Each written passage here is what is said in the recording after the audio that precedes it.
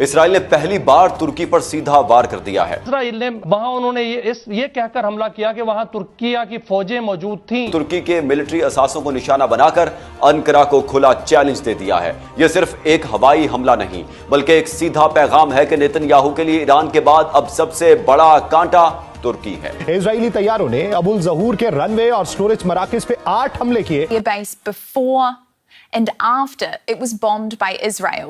अगर आप समझते हैं कि जंग सिर्फ ईरान तक महदूद थी तो भूल जाइए। नेतन्याहू का अगला हदफ उर्दुगान का तुर्की है। Israel is preparing for war against Turkey. Pakistan और अमेरिका के ताल्लुकात खराब होने का अंदेशा हो गया है। नाज़रीन, एक बात अच्छी तरह समझ लीजिए, इसराइल जिस मुल्क को अपने लिए खतरा समझता है उसे आसानी से नहीं छोड़ता और अब ऐसा लग रहा है कि तुर्की भी इसराइल के निशाने पर आ चुका है। कश्मीर गए और वहां पे उमर अब्दुल्ला के साथ खड़े होकर इन्होंने सहाफियों से बात की। उन्होंने कहा जी कश्मीर इंडिया का अहम तरीन हिस्सा है। तुर्की और इजराइल आमने सामने आ चुके हैं और दोनों ममालिक की कशीदगी बढ़ चुकी है। The Israeli political establishment and media establishment, they're trying to turn Turkey into the latest bogeyman, the new Iran. जो खेल शाम और ईरान की सरहदों पर खेला जा रहा था वो अब तुर्क फौज के कैंपों तक पहुंच गया है। मक्का मुआहदे पे यूएई ने हमला कर दिया है। आप जानते हैं यूएई का एडवाइजर कौन है, किसके कहने पे चल रहा है? यकीनन वो इसराइल है, लेकिन पाकिस्तान को भी इन्होंने नहीं छोड़ा। इजरायली तैयारों ने एयरबेस के रनवे और स्टोरेज सहूलियात पर 8 हमले किए हैं जिससे उसका जो एक ढांचा था, इंफ्रास्ट्रक्चर था, उसको नुकसान पहुंचा है। वो ये दिखाता है कि टर्किश सोल्जर्स जो हैं डरपोक है और टर्किश आर्मी भाग गई। पाकिस्तान का दोस्त तुर्की और भारत के जिगरी यार इसराइल के बीच जंग तीखी होती हुई नजर आ रही है। हाल ही में इसराइल ने उत्तरी सीरिया के अबू अल तुहूर एयरबेस पर हमला किया तो इससे तेल अवीव और अंकारा के रिश्तों में कड़वाहट और बढ़ गई है। दरअसल ये बताया जा रहा है कि इसराइल ने यह हमला तुर्की मिलिट्री बेस पर किया जिससे अब एर्दोगन की चीखें निकल रही हैं। इसराइल के मुताबिक ये हमला तुर्की के सैन्य जमावड़े को रोकने के लिए किया गया था। हालांकि बात सिर्फ इतनी भर नहीं है। सीरिया में दखल, मिडिल ईस्ट में लंबे समय से चल रही जंग और हाल ही में हुआ मक्का पैक्ट भी इसका जिम्मेदार बताया जा रहा है। सीरिया में बशर अल असद के पतन के बाद इसराइल और तुर्की आमने सामने हैं। दरअसल नेतन्याहू की सेना साउथ सीरिया में लगातार अपना कब्जा बढ़ा रही है और वहां की द्रूस मिलिशिया को समर्थन दे रही है जो आजादी मांग रहे हैं। तुर्की इसके खिलाफ है। अब इसराइल की तरफ से किए गए हमलों का तुर्की कोई जवाब नहीं दे रहा। इसराइल ने पहली बार तुर्की पर सीधा वार कर दिया है। अगर आप समझते हैं कि जंग सिर्फ ईरान तक महदूद थी तो भूल जाइए। नेतन्याहू का अगला हदफ उर्दुगान का तुर्की है। क्या अंकारा खामोश रहेगा या तीसरी आलमी जंग का आगाज शाम की जमीन से होने जा रहा है? नाजरीन, क्या अब सिफारती जबान का वक्त खत्म हो चुका है? जो खेल शाम और ईरान की सरहदों पर खेला जा रहा था वो अब तुर्क फौज के कैंपों तक पहुंच गया है। इसराइल ने शाम में मौजूद तुर्की के मिलिट्री असासों को निशाना बनाकर अंकारा को खुला चैलेंज दे दिया है। यह सिर्फ एक हवाई हमला नहीं बल्कि एक सीधा पैगाम है कि नेतन्याहू के लिए ईरान के बाद अब सबसे बड़ा कांटा तुर्की है।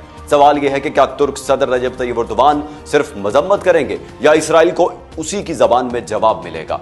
क्या दुनिया की नजरें अब तुर्की पर जम चुकी हैं? नाजरीन, एक बात अच्छी तरह समझ लीजिए, इसराइल जिस मुल्क को अपने लिए खतरा समझता है उसे आसानी से नहीं छोड़ता और अब ऐसा लग रहा है कि तुर्की भी इसराइल के निशाने पर आ चुका है। ईरान की जंग और वहां की पूरी सूरत हाल को फिलहाल एक तरफ रखें। असल बात यह है कि इसराइल ने पहली मर्तबा शाम में उन मकामात को निशाना बनाया है जहां तुर्क फौजी और तुर्की के मिलिट्री असासे मौजूद हैं। यह सिर्फ एक हमला नहीं बल्कि एक वाज़े पैगाम भी समझा जा रहा है। पैगाम यह है कि तुर्की अब इसराइल की नजर में आ चुका है और इसराइल ने उसका आगाज शाम से किया है। नाजरीन, नेतन्याहू के हवाले से यह बात पहले भी सामने आती रही है कि ईरान के बाद तुर्की भी उसके लिए एक बड़ा चैलेंज है। ईरान में रजीम चेंज की कोशिश कामयाब नहीं हुई और इस सूरत हाल में तुर्की को एक बड़ा फायदा हुआ है, लेकिन अब मंजरनामा तेजी से बदल रहा है। इसराइल ने शाम में हमला क्यों किया? उसकी बड़ी वजह यह है कि तुर्की शाम की मौजूदा हुकूमत को सपोर्ट कर रहा है। तुर्की चाहता है कि शाम की फौज मजबूत हो, खास तौर पर उसकी एयरफोर्स बेहतर हो ताकि मुस्तकबिल में इसराइली हमलों का मुकाबला किया जा सके। लेकिन इसराइल शायद ये नहीं चाहता। इसराइल शाम में अपनी बर्तरी बरकरार रखना चाहता है और तुर्की के बढ़ते हुए असर और रसूख को रोकना चाहता है। यहां अहमद अल शर्रा, अबू मोहम्मद अल जोलानी का किरदार भी बहुत अहम हो जाता है। अबू मोहम्मद अल जोलानी पहले भी इसराइल के खिलाफ खुलकर सामने नहीं आया और अब भी उसका झुकाव इसराइल के लिए उतना सख्त मुखालिफाना नजर नहीं आता। दूसरी तरफ गोलान की पहाड़ियों का मामला पहले ही इसराइल के हक में जा चुका है। अबू अल दोहर मिलिट्री एयरबेस है یہاں پر فضائی حملے کیے ہیں اور شامی سرکاری میڈیا کے مطابق اسرائیلی طیاروں نے ایئر بیس کے رن وے اور سٹوریج سہولیات پر 8 حملے کیے ہیں، جس سے اس کا جو ایک ڈھانچہ تھا، انفراسٹرکچر تھا، اس کو نقصان پہنچا۔ اسرائیلی وزیر اعظم کے دفتر نے بعد میں کارروائی کی ذمہ داری کو قبول کرتے ہوئے کہا کہ اسرائیل اور شام نے سیکیورٹی کے موجودہ جمود کو برقرار رکھنے پر اتفاق کیا تھا، جس کی خلاف ورزی شام کی طرف سے کی گئی جب اس نے حلب کے قریب ایئر بیس پر ترک افواج کو تعینات کرنے کی اجازت دی۔ اس بیان سے تصدیق ہوتی ہے کہ یہ کارروائی شام میں ترک فوجی موجودگی کے خلاف کی گئی تھی۔ رپورٹس کے مطابق اس ایئر بیس پر شامی پائلٹس کو ہوائی جہاز اڑانے کی تربیت دی جا رہی تھی، جسے اسرائیل نے اپنے لیے خطرہ قرار دیا۔ تو صورتحال یہ ہے، یعنی کہ آسان الفاظ میں مزید بات کر لیتے ہیں کہ اسرائیلی وزیر اعظم کے آفس سے جو بیان سامنے آیا اس میں بتایا گیا کہ اس ایئر بیس میں ان کے پاس، یعنی کہ اسرائیل کے پاس ایسی معلومات تھی کہ ترک افواج یہاں پر آ رہی تھی اور شامی فورسز کو ٹرین کر رہی تھی، اور ان کی ایئر فورس بنانے کے حوالے سے ترک جو افواج ہے وہ کردار ادا کر رہی تھی۔ اور اسرائیل کا یہ کہنا ہے کہ اس حوالے سے ہمارا اور سیریا کا ایک ایگریمنٹ موجود ہے کہ آپ اس قسم کی کوئی چیزیں نہیں کر سکیں گے، نہ ہم آپ کو چھیڑیں گے، نہ آپ ملیٹریلی جو ہے یہ سٹرونگ ہوں گے، کیونکہ مڈل ایسٹ کے اندر کوئی اور ملک عسکری لحاظ سے اتنا طاقتور نہ ہو۔ یہ اسرائیل کی ایک واضح طور کے پر پالیسی ہے، اور اسی پالیسی کو دیکھتے ہوئے اس بیس کو جو ہے، اس ایئر بیس کو نشانہ بنایا گیا۔ اب اس کے اوپر ترکی کی طرف سے کیا کہا گیا ہے؟ ترکی وزارت خارجہ اور ترکی کے وزیر خارجہ کی طرف سے 2 الگ الگ بیانات آئے ہیں، وہ بھی میں پڑھ کر آپ کے سامنے رکھ دیتا ہوں۔ اس میں بتایا گیا کہ ترکی نے اس حملے کی شدید مذمت کی ہے۔ ترکی کی وزارت خارجہ نے بیان میں کہا کہ وہ ابو الدوہر ملٹری ایئر بیس پر اسرائیلی فضائی حملوں کی سخت مذمت کرتی ہے۔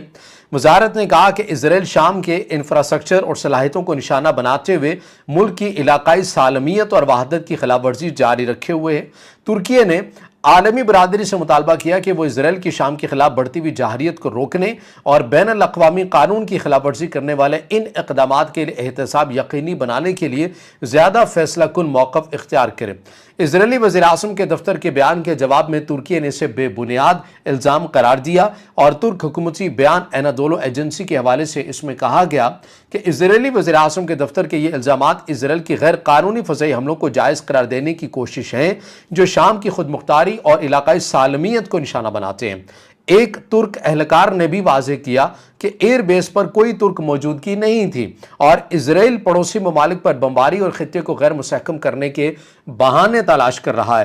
اب ترک وزیر خارجہ نے بھی ایک الگ سے بیان جاری کیا، وہ کیا ہے وہ بھی میں پڑھ کر آپ کے سامنے رکھ دیتا ہوں کہ ترک وزیر خارجہ حاکان فیدان نے بھی اسرائیلی کارروائیوں کی مذمت کی ہے۔ فیدان نے اس سے قبل بھی کہا تھا کہ اسرائیل شام کی خود مختاری اور علاقائی سالمیت کو نشانہ بنا کر ملک کے استحکام کے لیے سب سے بڑا خطرہ بن چکا ہے۔ انہوں نے عالمی برادری سے مطالبہ کیا کہ اسرائیل پر دباؤ ڈالا جائے تاکہ وہ شام کے علاقائی سالمیت کا احترام کرے۔